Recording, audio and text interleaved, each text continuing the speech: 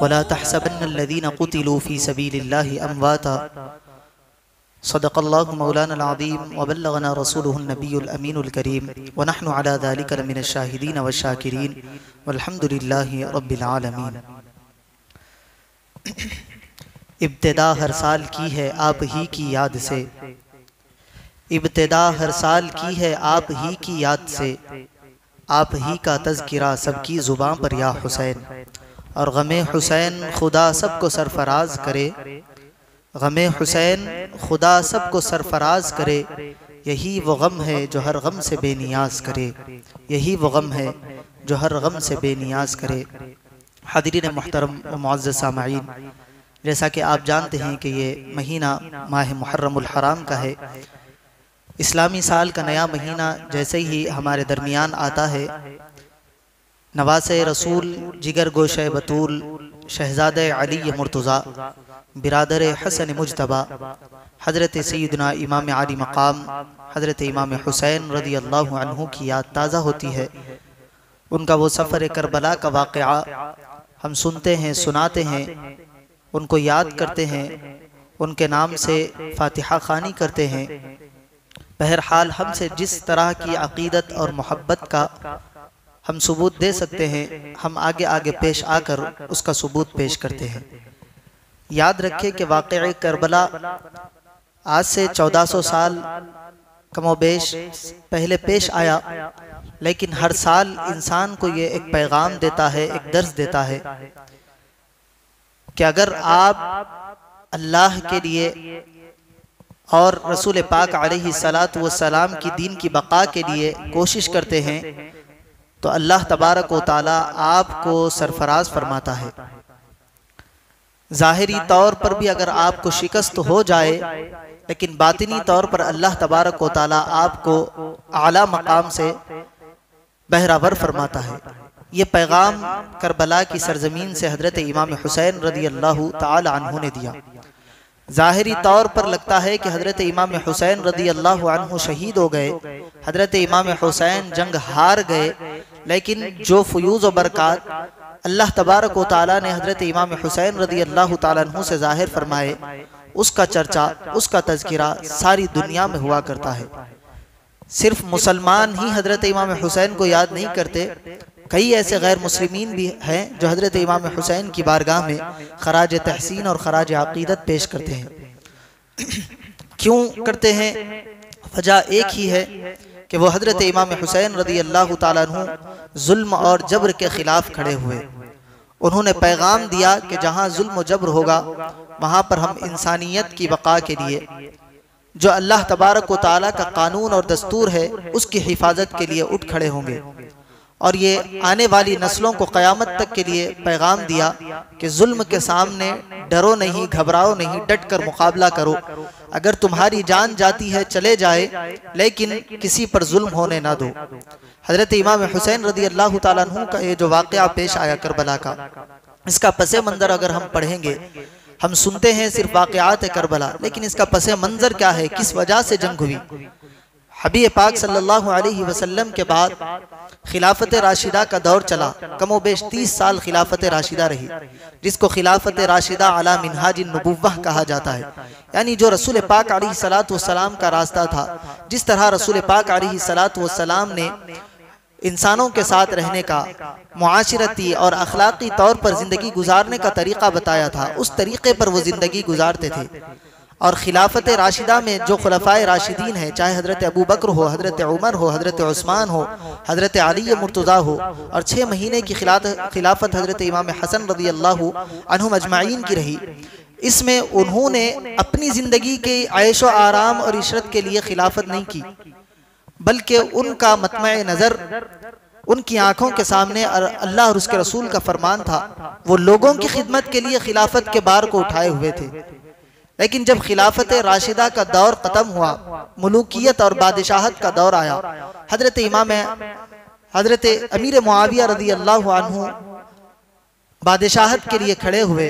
हज़रत इमाम हसन रज़ी अल्लाहु अन्हु ने उनसे सुलह की, उनके हाथ पर बैअत की।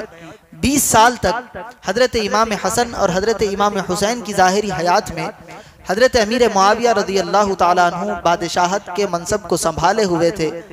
उनके दौर में बड़ी फुतूहात हुई, इस्लाम का बोलबाला हुआ, बड़ी जंगें उन्होंने लड़ी और कामयाबी उसमें पाई।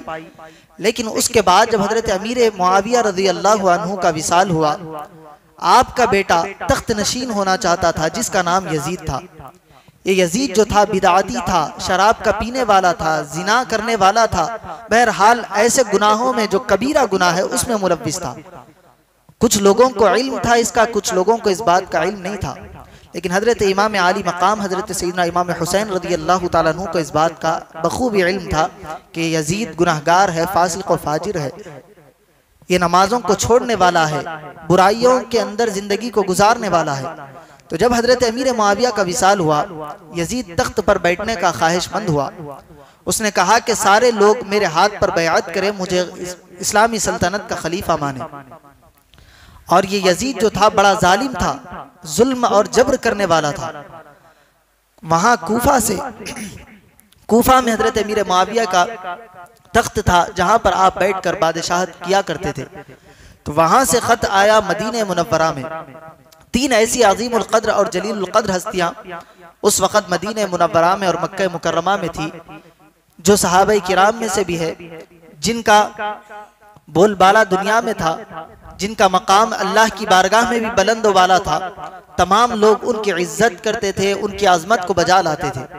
पहले नंबर पर हजरत सैयदना इमाम हुसैन रज़ी अल्लाह ताला अन्हु थे, दूसरे पर हजरत अब्दुल्लाह इब्न अब्बास रज़ी अल्लाह अन्हु थे, तीसरे पर हजरत अब्दुल्लाह इब्न जुबैर रज़ी अल्लाह अन्हु थे। यजीद का वहां से खत आया कि इन तीनों लोगों से मेरी खिलाफत की बैअत ली जाए। अगर ये लोग ना माने तो फिर इनके साथ जिस तरह का सलूक किया जा सकता है किया जाए, या तो इनको ख़त्म कर दिया जाए, लेकिन मेरी खिलाफत इनसे मनवाई जाए। हजरत इमाम आली मकाम हजरत इमाम हुसैन के पास जब ये वाक़या पहुंचा, मदीने के गवर्नर को ख़त आया। मदीने के गवर्नर ने हजरत इमाम हुसैन के सामने ये बात रखी कि हजरत अमीर मुआविया का विसाल हो गया और यजीद तख्त पर बैठा है, आपसे चाहता है कि आप उसके हाथ पर बैअत करें।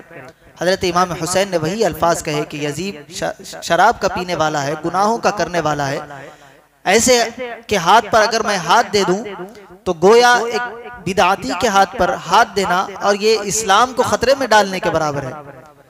ये जो है अपनी मनमानी करेगा और जिस तरह से चाहेगा हुकूमत के अंदर ऑर्डर्स लाएगा, और इस्लामी सल्तनत में जो निज़ाम खुलफाए राशिदीन ने हबीब पाक अलैहिस्सलातु वस्सलाम ने बनाया है, जो इसको पसंद नहीं आएगा वो उसको एक एक करके ख़त्म कर देगा और इस्लाम का नामो निशान ये मिटाने के दर पे हो जाएगा।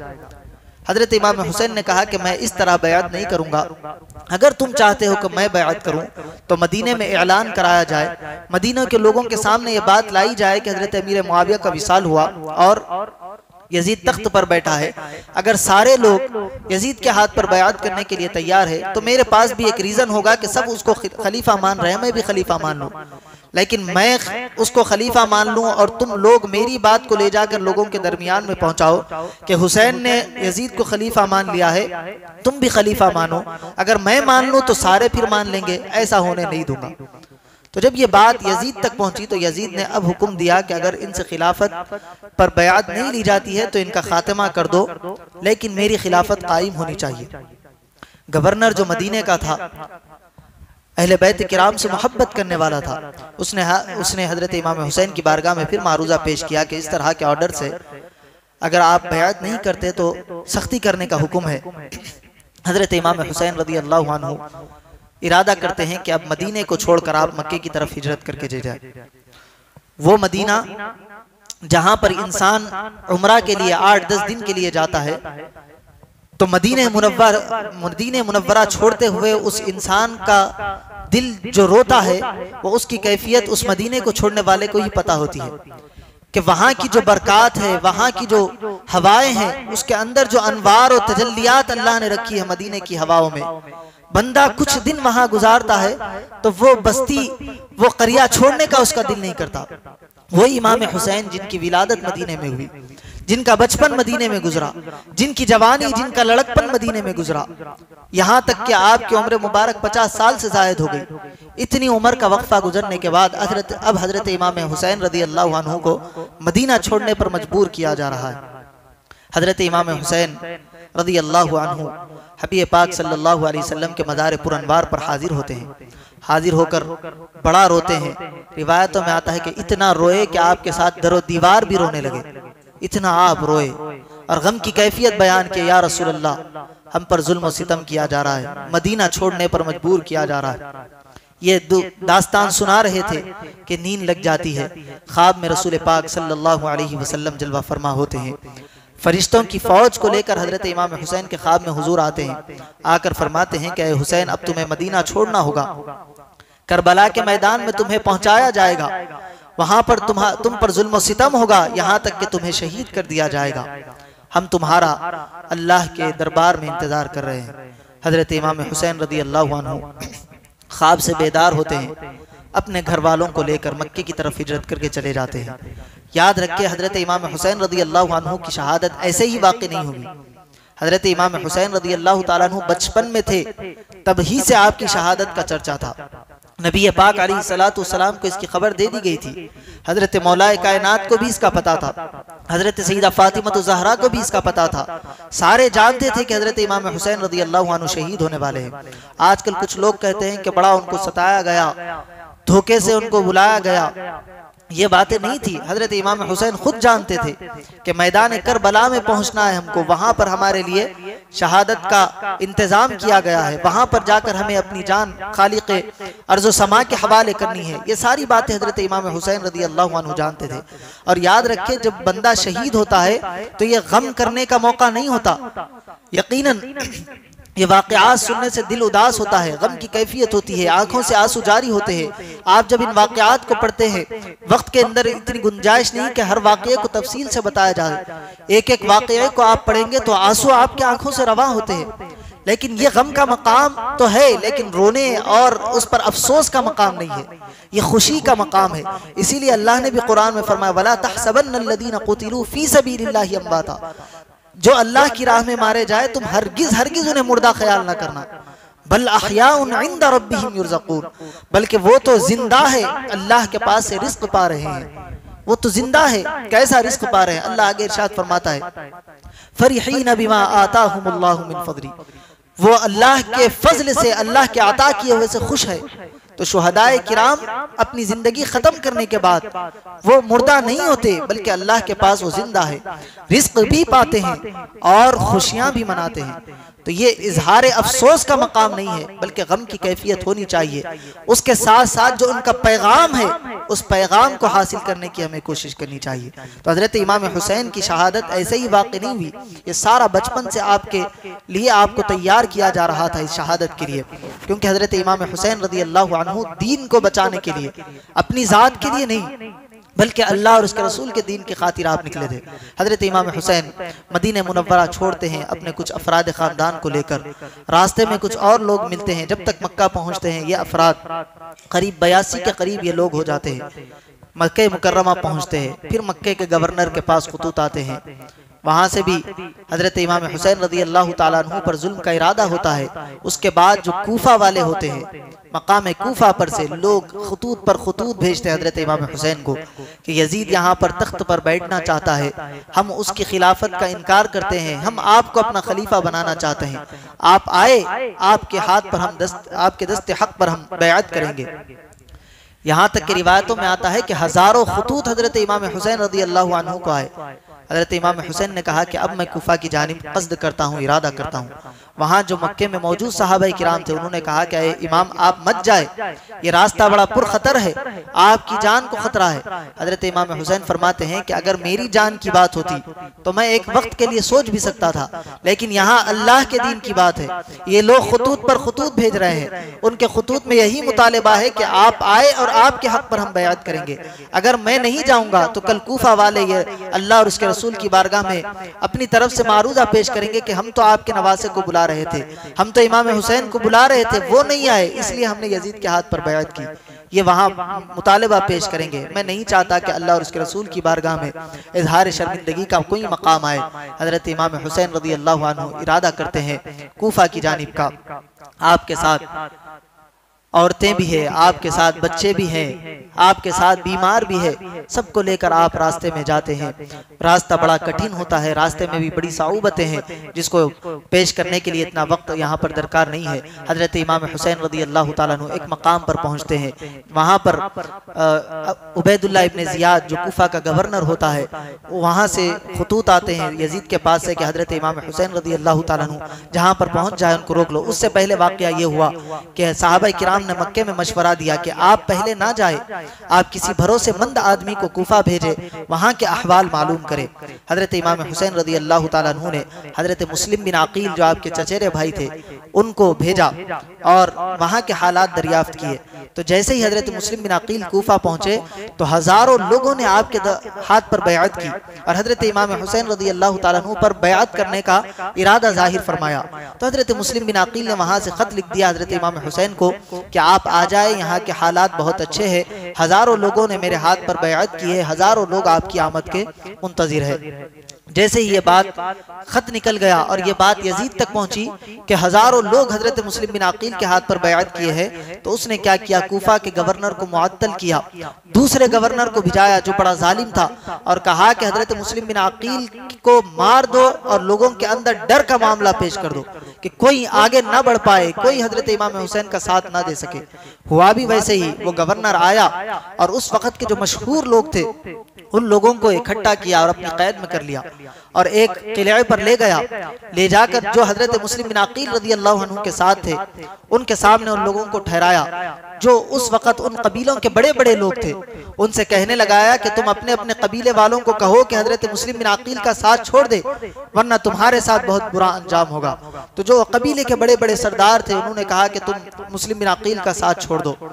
जैसे ही जिन लोगों के कबीले वाले कहते गए, वो कबीले वाले हजरत मुस्लिम बिन अकील रज़ी अल्लाह अन्हु से दूर होते गए, यहाँ तक कि हजरत मुस्लिम बिन अकील रज़ी अल्लाह अन्हु के साथ रात में 12,000 लोग थे, लेकिन जब तक फजर का वक्त पहुंचा हजरत मुस्लिम बिन अकील और हजरत मुस्लिम बिन अकील के 2 नन्हे शहजादों के सिवा कोई और बाकी ना रहा। सारे के सारे आपका साथ छोड़कर चले गए। लेकिन वो खत हजरत इमाम हुसैन के लिए निकल चुका था।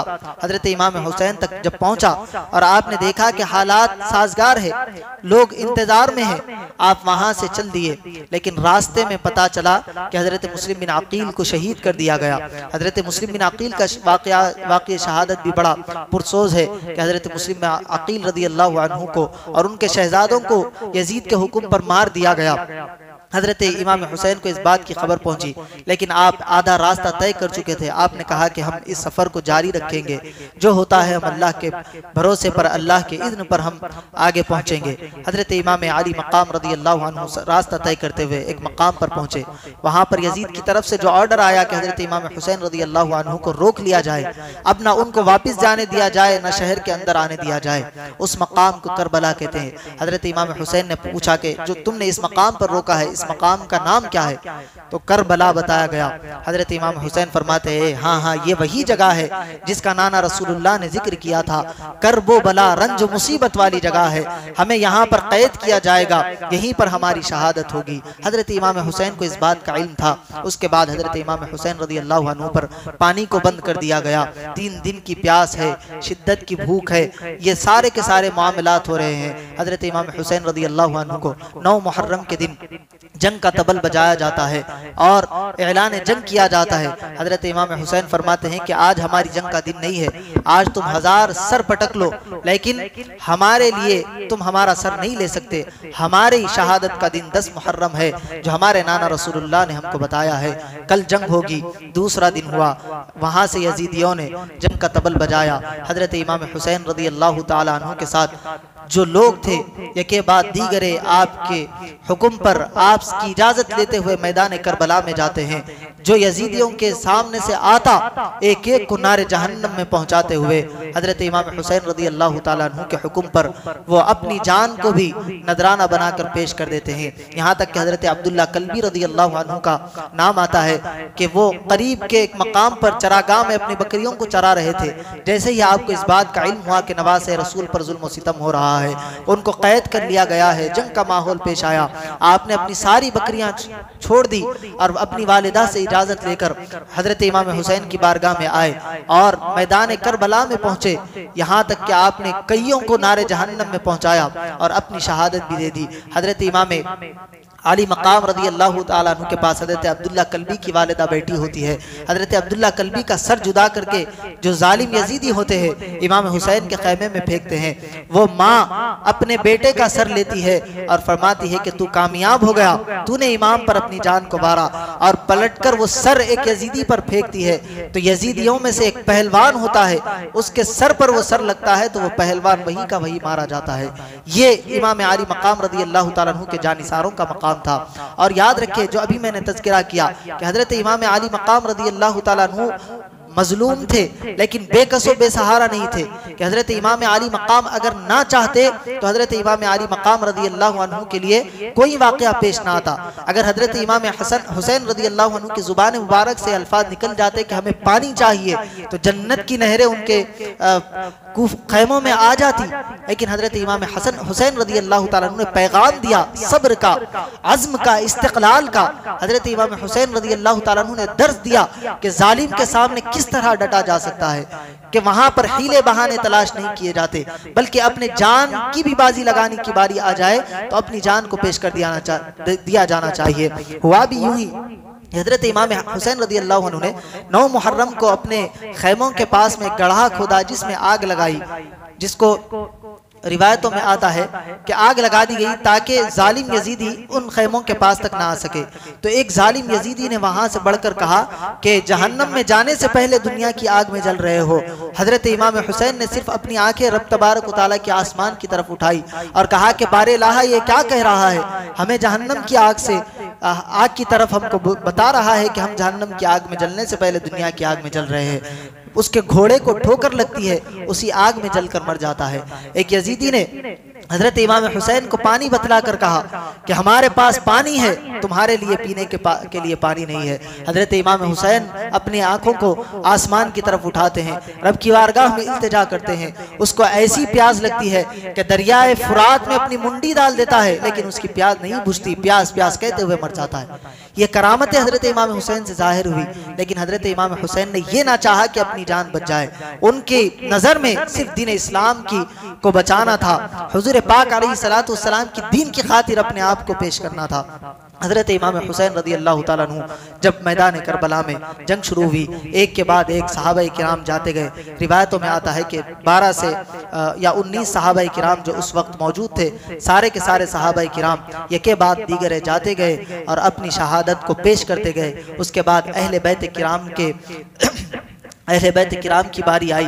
हजरत ज़ैद बिन अली जो हजरत इमाम हुसैन के सौतेले भाई हजरत अली की दूसरी ज़ौजा के बेटे हैं, वो अपने आप को पेश करते हैं। हजरत इमाम हुसैन रदी अल्लाह ताला अन्हु उनको इजाज़त देते हैं, वो भी जाते हैं, शहादत के मकाम को पा लेते हैं। हजरत जाफ़र बिन अली, ये भी हजरत इमाम हुसैन के सौतेले भाई है, वो भी मैदान करबला में जाकर अपने आप को पेश कर देते हैं। उसके बाद हजरत कासिम रदी अल्लाह अन्हु जो हजरत इमाम हसन के शहजादे हैं, वो कहते हैं कि चाचा मुझे इजाज़त दीजिए, मैं जाऊं और यजीदियों से लड़ते हुए इस्लाम की बका की खातिर अपने आप को रब की बारगाह में पेश कर दूं। हजरत इमाम हुसैन फरमाते हैं कि ऐ कासिम, तुम मेरे भाई की आखिरी निशानी हो, मैं तुम्हें कैसे जाने दे सकता हूं। हजरत इमाम हसन के शहजादे हजरत कासिम फरमाते हैं कि मेरे बाबा ने मुझे एक तावीज़ दी थी और कहा था कि जब तुम पर सबसे बुरा वक्त आए उस तावीज़ को खोल कर देख लेना और मेरे हुक्म के मुताबिक अमल करना। उस तावीज़ में यह लिखा होता है कि अगर हुसैन पर बुरा वक्त आ जाए तो हुसैन से पहले आगे आगे तुम रहना। ये तावीज़ आप हजरत इमाम हुसैन को बतलाते हैं कि हजरत इमाम हसन ने मुझे हुक्म दिया है कि जब आप पर बुरा वक्त आए तो आपसे पहले मैं आपके सामने आऊँ। हजरत इमाम हुसैन उनको इजाज़त देते हैं, आप मैदान करबला में जाते हैं, हज़ारों यजीदियों को नारे जहन्नम में पहुँचाकर अपनी शहादत भी आप नोश फरमा लेते हैं। उसके बाद हजरत अली अकबर रदी अल्लाह अन्हु का नाम आता है। आप मैदान करबला में हजरत इमाम हुसैन के बड़े शहजादे हैं, जाने का इरादा फरमाते हैं। हजरत इमाम अली अकबर रज़ी अल्लाहु अन्हु की उम्र 18 साल थी। अभी अभी आपकी शादी हुई थी।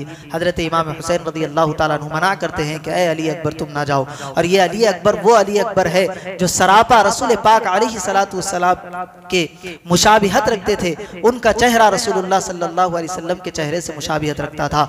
सहाबा किराम फरमाते हैं कि रसूल पाक अलैहिस्सलातु वस्सलाम के ज़ाहिरी विसाल के बाद अगर किसी को रसूलुल्लाह के चेहरे का दीदार करना होता तो हम अली अकबर के चेहरे का दीदार कर लेते। वो अली अकबर मैदान रन में उतरते हैं। करबला की जमीन पर जब आप आते हैं तो यजीदी लश्कर से भी आवाज़ आती है कि ए इमाम अली मकाम, ए अली अकबर अपना चेहरा तो दिखाओ, हम रसूलुल्लाह के चेहरे का दीदार करना चाहते हैं।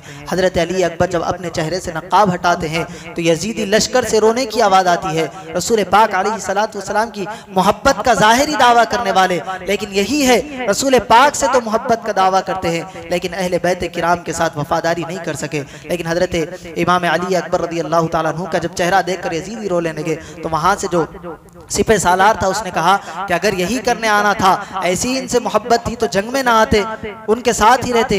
लेकिन उसने फिर उभारा, जंग स्टार्ट हुई।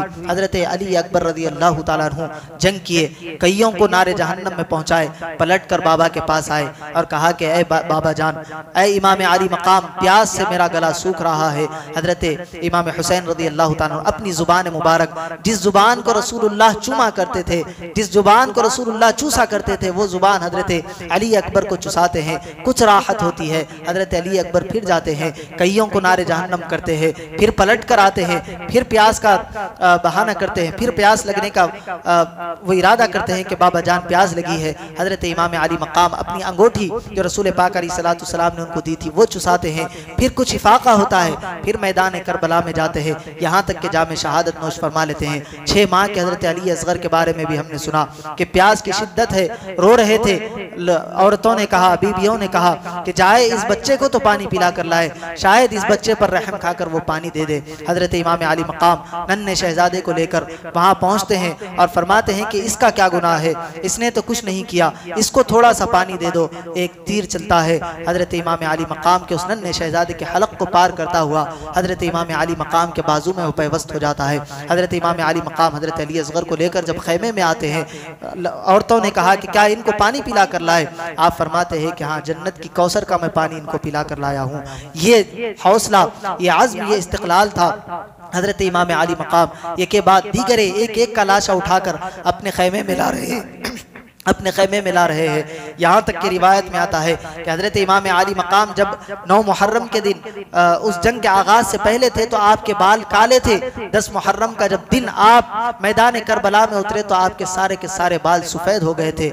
ऐसी भला, ऐसी मुसीबत हजरत इमाम अली मकाम रज़ी अल्लाह अन्हु पर मैदान करबला में लाई गई। हजरत इमाम अली मकाम अब सारे के सारे होने के बाद, उससे पहले हजरत अब्बास आलमदार का वाक़या पेश आता है। हजरत बीबी सकीना रज़ी अल्लाह अन्हा जो हजरत इमाम हुसैन की शहजादी है, प्यास से बिलक रही है, पानी की तड़प थी। चाचा की बारगाह में मारूजा पेश किया कि ऐ अब्बास, आप पानी पिला दे। हजरत अब्बास पानी लेने के लिए नहर फुरात पर पहुंचे, कई यजीदियों को मारते हुए नहर फुरात पर पहुंचे और पानी लेकर भी वापस आए। रास्ते में आपका एक बाजू शहीद कर दिया गया, आप दूसरे बाजू से उस मिश्कीज़े को लेकर खैमे की तरफ रवा दवा है, आपके दूसरे बाजू को भी काट दिया गया।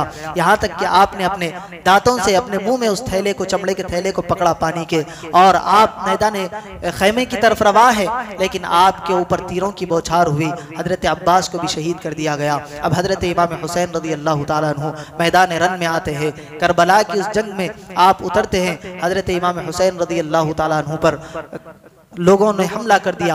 शिमर लाइन का नाम आता है जो हजरत इमाम हुसैन रज़ी अल्लाह ताला अन्हु पर करीब से हमला करने लगा। हजरत ने पूछा कि क्या वक्त है? उसने कहा कि जुमा का वक्त है, खतीब खुतबा दे रहा है, मुअज्जिन अजान दे रहा है। हजरत इमाम अली मकाम रज़ी अल्लाह ताला अन्हु के गले पर वो वार करना चाहता था, वो गला जिसको रसूलुल्लाह चूमा करते थे, जिसको रसूलुल्लाह बोसा दिया करते थे, वो गला है कि कटने के लिए तैयार रही। वो हजरत इमाम अली मकाम फरमाते हैं कि मुझे कुछ वक्त दे, नमाज ज़ोहर का वक्त है, क्योंकि जुमा का वक्त मस्जिद में जब खतीब होता है खुतबे के साथ और अलल ऐलान पड़ी जाती है, अकेले में जुमा नहीं होती। हजरत इमाम हुसैन नमाज ज़ोहर पढ़ने का इरादा करते हैं। जब हजरत इमाम अली मकाम रदी अल्लाह ताला अन्हु मैदान करबला में ज़ोहर की नमाज अदा कर रहे होते हैं, आपकी गर्दन पर पीछे से वार किया जाता है और शिम्र लईन आपको जामे शहादत की राह पर भेज देता है। हजरत इमाम अली मकाम रदी अल्लाह ताला अन्हु का ये वाक़या शहादत हमें दर्स देता है। पैगाम करबला से हमें यही दर्स मिला कि एक तो हजरत इमाम हुसैन रदी अल्लाह ताला अन्हु का जो सब्र था वैसा सब्र हमारे लिए चाहिए, जो अज़्म और इस्तिक़लाल था वैसा अज़्म इस्तिक़लाल हजरत इमाम हुसैन की ज़िंदगी से हमें करबला के मैदान से दर्स मिलता है। और जाते जाते हजरत इमाम हुसैन रदी अल्लाह ताला अन्हु ने जो पैगाम हमको दिया उस पैगाम को हमें अख्ज़ करने की ज़रूरत है। अगर हम उस पैगाम को अख्ज़ कर लेंगे तो दुनिया में जो हमारी ज़िल्लत और रुसवाई हो रही है इसका बाइस हम नहीं बनेंगे। वो पैगाम क्या था कि जान जाती है जाने जाए, सामने से आपका गला नहीं कट रहा था। हजरत इमाम हुसैन चाहते तो लड़ सकते थे, लेकिन जब नमाज का वक्त आ गया हजरत इमाम हुसैन ने जंग को रोका और नमाज अदा की। हजरत इमाम हुसैन अगर सामने से लड़ते सारे यजीदी मारे जाते, लेकिन हजरत इमाम हुसैन रदी अल्लाह ताला अन्हु ना मारे जाते। लेकिन हजरत इमाम हुसैन ने अपना सर सजदे में झुकाया, मौला की बारगाह में अपने आप को पेश किया और जामे शहादत नोश किया। ये पैगाम नौजवाना ने उम्मत को हजरत इमाम हुसैन ने दिया कि रसूल पाक अलैहिस्सलाम ने जिन बातों का हमें हुक्म दिया उसको मजबूती से थामो, अल्लाह ने जिन बातों को करने का हुक्म दिया उस पर अमल पैरा रहो। तुम दुनिया में भी कामयाब होगे, आखिरत भी तुम्हारी आला मंजिलों से तैयार की गई है। दुनिया में तुम्हारा नाम खत्म करना चाहेंगे लोग, लेकिन अल्लाह तुम्हारे नाम को खत्म होने नहीं देगा। दुनिया में जाहिरी तौर पर तुम्हें शिकस्त नजर आएगी, लेकिन अल्लाह की बारगाह में तुम्हें आला वाला मकाम अल्लाह तबारक व तआला पेश करेगा। यही पैगाम हजरत इमाम हुसैन ने करबला की जमीन से दिया। अगर हम नमाजों के पाबंद हो जाए, चाहे जाए कि किसी हुकूमत की मजाले हमारी मसाजिद को तोड़े, हमारी मसाजिद की तरफ आंख उठाए, ये हमारी बेखबरी है, बेइल्मी है, ये बेरगबती है जो हमने मस्जिदों को छोड़ा, हमने मस्जिदों को उनके हाथों में दिया कि हम वह हमारी मस्जिदों को मिस्मार करे। अगर हमारे पास जोश होता, जज्बा होता, अगर हम मस्जिदों से जुड़े हुए होते तो किसमें हिम्मत है कि हमारी मस्जिदों की तरफ आंख उठाकर भी देखें। हमें यह पैगाम दर से करबला का मैदान दे रहा है कि तुम अपनी मस्जिदों को आबाद करो, अपने सरों को रब की बारगाह में झुकाओ, तुम्हारी मस्जिदों की भी हिफाजत होगी, तुम्हारे सरों की भी हिफाजत की जाएगी, तुम्हारे मकाम को अल्लाह तबारक व तआला बुलंद बाला करेगा। यही पैगाम आज के इस जुमा के खिताब से है कि हम अपने आप को रसूल पाक अलैहिस्सलाम हजरत अहले बैत अतहार से मोहब्बत का सिर्फ जुबानी दावा करने वाले ना बने, बल्कि अमली तौर पर मैदान में आकर मोहब्बत का दावा करे। अमली तौर पर मैदान में आना यही है कि नमाजों के पाबंद हो जाए, जिक्र अज़कार के पाबंद हो जाए, शरीयत मुतहरा पर अमल करने वाले हो जाए। जहाँ शरीयत की बात आ जाए वहाँ अपने आप की गर्दन को पेश करने की बारी आ जाए तब भी अपनी गर्दन पेश कर दे, लेकिन शरीयत पर उंगली उठाने किसी को ना दे, शरीयत पर आंच आने ना दे। आज हमारी ही गफलतों की वजह से, बेरगबती की वजह से मुसलमान मारा जा रहा है, काटा जा रहा है, दुश्मनान इस्लाम शेर बन रहे हैं। ये हमारी अपनी कोताही है। अगर मुसलमान इसकी तरफ तवज्जो दे ले, रब से लौ लगा ले, रसूल पाक अलैहिस्सलाम से सच्ची और पक्की मोहब्बत कर ले, तो यकीनन अल्लाह तबारक व तआला मुसलमानों को फिर से वो मकाम अता फरमाएगा जो हजरत उमर बिन अब्दुल अजीज रहमतुल्लाह अलैह के दौर में था, जो हजरत सुल्तान सलाहुद्दीन अय्यूबी रहमतुल्लाह अलैह के दौर में था, जो खुलफाए राशिदीन के दौर में जो मुसलमानों का मकाम था, वो मकाम अल्लाह तबारक व तआला फिर से हमको इनायत कर सकता है। शर्त यही है कि अपने आप को रसूलुल्लाह का सच्चा गुलाम बनाए, अल्लाह के बताए हुए अहकाम पर अमल करे। आज के इस पैगाम से हम यही दुआ करते हैं कि अल्लाह तबारक व तआला हमें कहने और सुनने से ज़्यादा आमाल सालिहा की तौफीक अता फरमाए, अहले बैत अतहार की सच्ची और पक्की मोहब्बत अता फरमाए।